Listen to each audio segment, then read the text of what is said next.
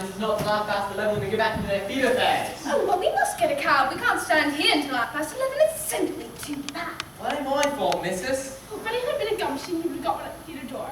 And what should we have done in the ball, boy? I don't know about cabs. Why couldn't you? Well, haven't you got a cab? There's not one to be had for love or money. Oh, Fretty, you mustn't have tried, dear. They were all engaged. Why, the rain was so sudden, nobody was prepared. I've been to Charing Cross, one man nearly to Ludgate Circus, another, they're all engaged. How about Trafalgar Square? Did you try there? There wasn't one in Trafalgar Square. Did you try? I tried as far as Charing Cross Station. Did you expect me to walk to Hammersmith? So you haven't tried at all? Clara, calm down now, Fretty. You really are very helpless. Now please leave and don't come back until you find a cab. I shall simply get wet for nothing. Hear about it. And what about us? Are we supposed to stand here all night? You selfish pig. All right. Oh, now then, Frey, let me go, dear. I'm sorry. There's manners here. She brought me fire. Trotting the mud.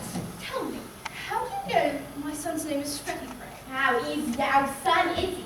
Well, you done young to bounce him up shit. He no better spoil Paul Gill's flaws. We're not so paying. Will you pay me for them? Do you have any pennies, dear? I have nothing smaller than 6 pence. Give it to me. It's all for your flowers, dear. Oh, thank you, lady. Now tell me, how do you know that young gentleman's name? Oh, I didn't. Don't try to deceive me. I heard you call him by it. Who's trying to deceive you? I call him Freddie Charlie. Same as you might if you was talking to a stranger and wishing you pleasant. Oh. Oh, but it's spared Freddie that change, you know. For you? Oh, so any sign of it stopping at all? I'm afraid not. Started worse than ever about 2 minutes ago. Oh, dear. Oh, if it's worse, it's a sign it's nearly over. So cheer up, kitten, and buy a flower for Paul Gill. I'm sorry, I haven't any change. Oh, do buy a flower off me. I can change out the crown. Oh, take this for tuppence. There's a good girl, don't be troublesome.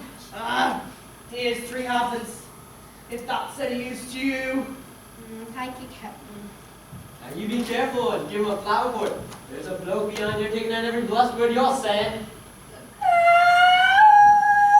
did nothing wrong by speaking to the gentleman.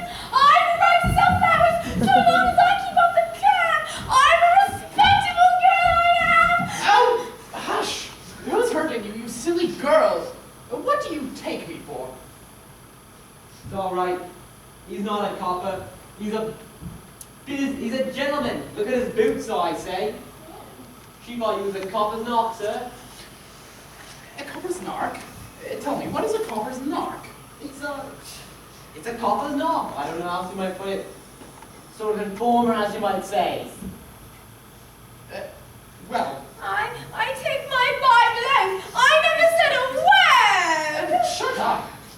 Do I look like a policeman? What'd you take down my words for? How do I know you took me down right? You just open that up and show me what you wrote about me. There. What's that? That's not proper writing. I can't read that. Well, I can. It says, cheer up, Captain, and buy a floor, or for poor Gil. It's because I called him Captain now. Down there in there, charge against me. Charge? My girl, I make no charge. Really, sir, if you're a detective, you need not go protecting me against molestation by young women until I ask you. Anyone can see this girl meant no harm. It's all right. He's a blooming busybody. Look at his boots, I say. Look at his boots. And tell me, how are your people down in Celsius? Who told you my people come from South City? Oh, never you mind. Tell me, girl, how do you come to be so up far east? I say you were born in Liston Grove. How? What harm is there in not leaving Liston Grove? It wasn't fit for a pig to live in. I had to pay 4 and 6 a week, Al. Live where you like, but stop that noise. Come, girl, he can't touch you. You have the right to live where you please. Park Lane, for instance. I'd like to go now as a question with you, I would. I'm a good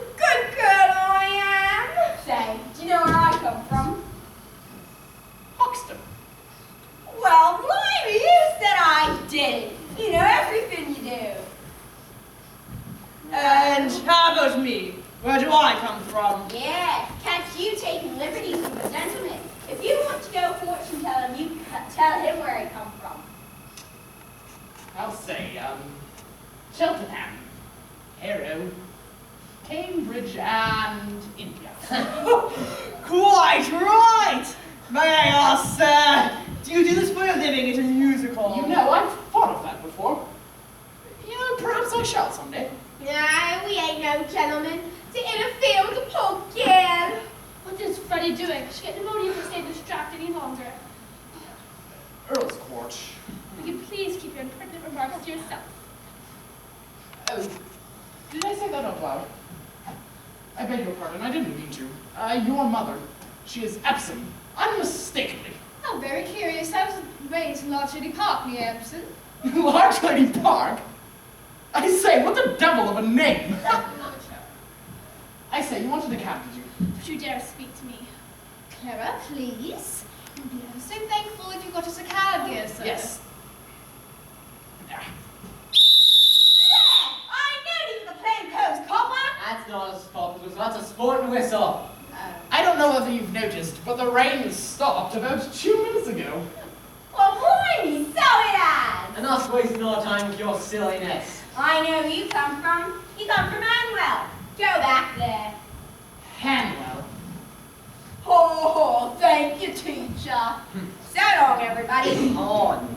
Oh, thinks he knows everything. Well, Clara, the rain has stopped. We can go get him on the bus. Oh, but the cab. Clever. How tiresome. Oh, poor girl. I never lived to be burdened, Sinead. How do you do it, if I may ask? Simply phonetics. The science of speech. That is my profession and also my hobby.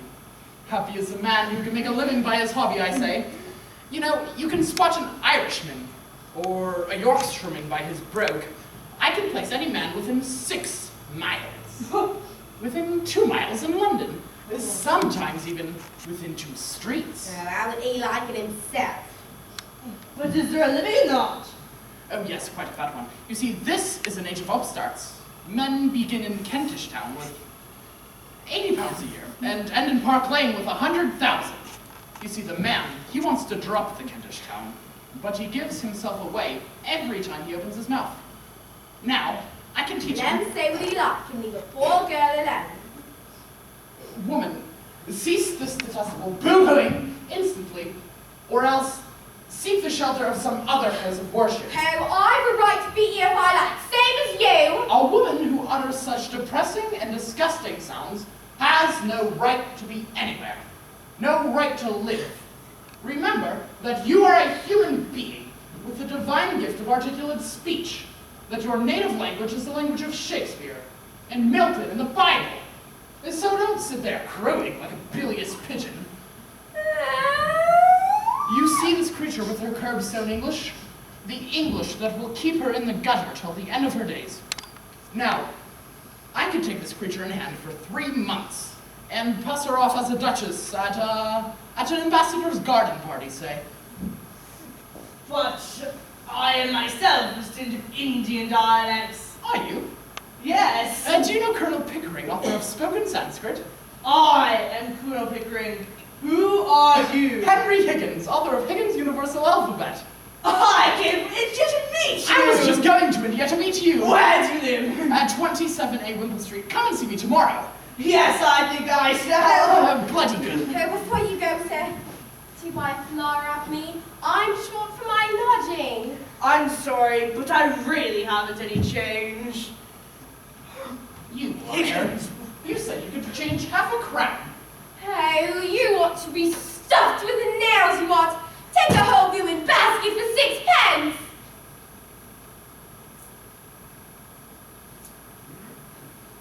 Reminder.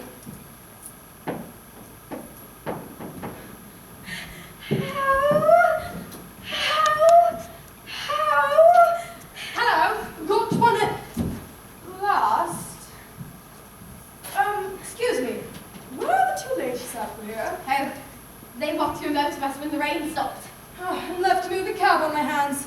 Damnation. Oh, never you mind, young man. I'm going home in a taxi. 8 pence ain't no object to me, Charlie. Angel Port Drury Lane. dashed.